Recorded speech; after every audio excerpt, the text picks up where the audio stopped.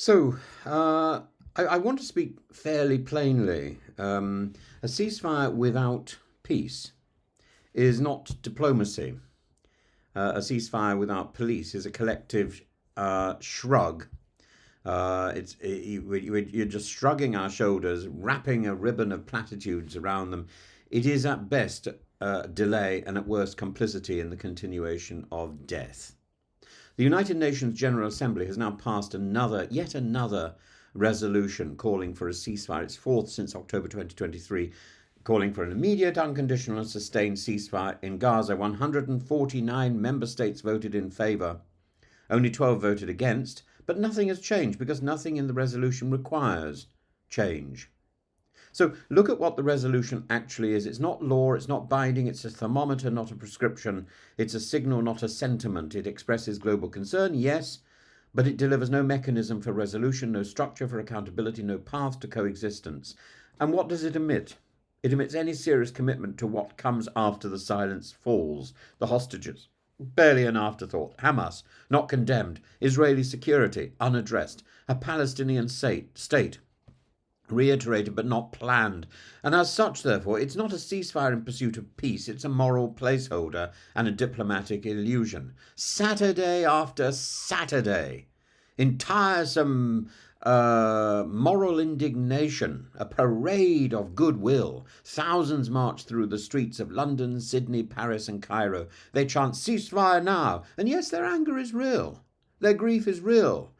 But what is less real is the assumption that a ceasefire by itself constitutes a solution. A ceasefire is the beginning of a process towards peace. A ceasefire is not the end result. A ceasefire is not the goal, and anyone who's claiming that the ceasefire is what we want is living in cloud cuckoo land. If the people of Gaza are to be freed from blockade and bombardment, and if the people of Israel are to live without fear of rockets and tunnels, then the world must do more than shout slogans and march in the street. It must construct structures, borders, institutions, guarantees, and consequences, not just feeling but framing. And similar solutions were passed in October, December, and early again in 2024, October, December 2023, and early again in 2024. And what changed? The bombing resumed, the hunger deepened, the hostages remained underground, the children died anyway. This latest resolution condemns starvation as a member of warfare. It demands unrestricted aid access and calls for the release of prisoners and hostages. But calls and demands are not delivery trucks, and condemnation is not enforcement. In the words of Israel's ambassador Danny Danon, this is a blood libel. That is itself hyperbolic, but his criticism touches a truth. If ceasefires are not linked to the release of hostages or the dismantling of militant infrastructure, they may embolden exactly the forces we claim to oppose, the terrorists. Australia has now pledged over $110 million in humanitarian aid since October 2023. Germany is dispatching foreign ministers across the region. Spain, Libya, Russia, Yemen, and 145 other nations have spoken, but aid corridors are still closed. Rafah crossing remains a symbol of frustration, and Netanyahu's government declares that operations will continue for as many days as it takes. Is there anyone who still believes that dropping food parcels into famine zones is a substitute for ending the conditions that cause famine, or that airlifting gauze into Rafah will ease and erase the sound of drones and bombs? There is no agreed peace process, no Geneva talks, no Camp David, no Oslo, no quartet, no framework, no calendar.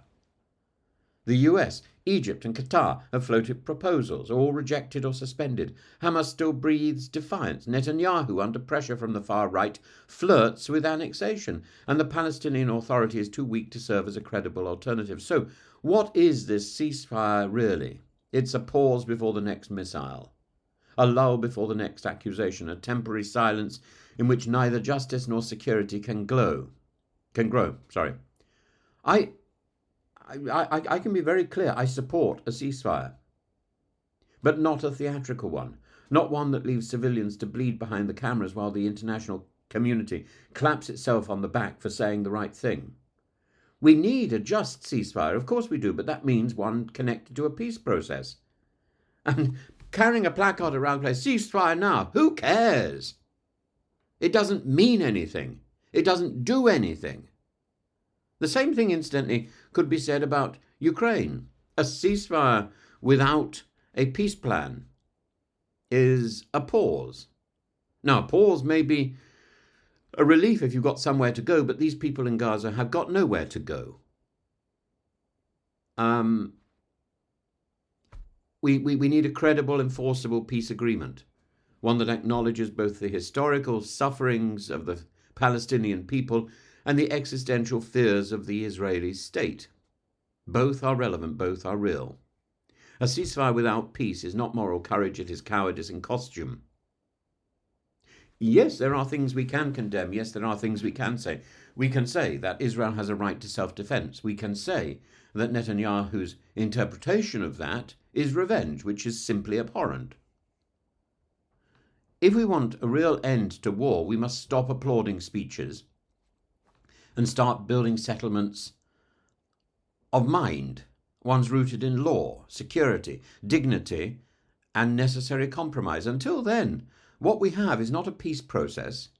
It's just a process of people sanctimoniously patting each other on the back. That is not international support. That is international indifference.